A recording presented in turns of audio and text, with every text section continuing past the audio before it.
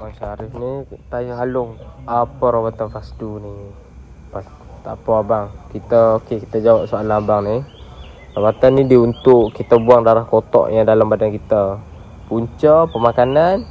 Nombor 2, gangguan-gangguan benda-benda negatif. Yang tu memang baiklah untuk kesihatan kita. Bila ada gangguan tu daripada benda-benda tak elok, dia mulalah kita ni jadi lain lah, apalah.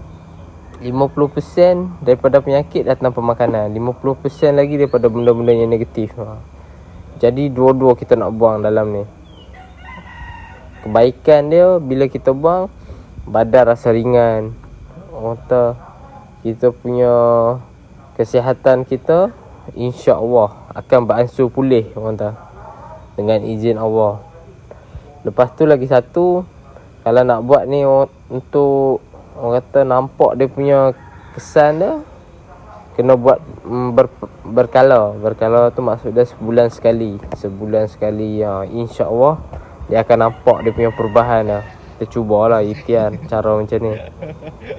Sebab kita memang kalau darah ni mesti akan terkumpul, kata. Dia serupa orang kata air kolah masjid. Bawah tu berkeladak kan. Belah atas tu elok. Belah atas darah elok macam mereka ambil apa semua. Yang kita buat drama darah tu darah yang elok. Yang ni darah yang tak elok. Kita buang. Tak boleh bagi orang.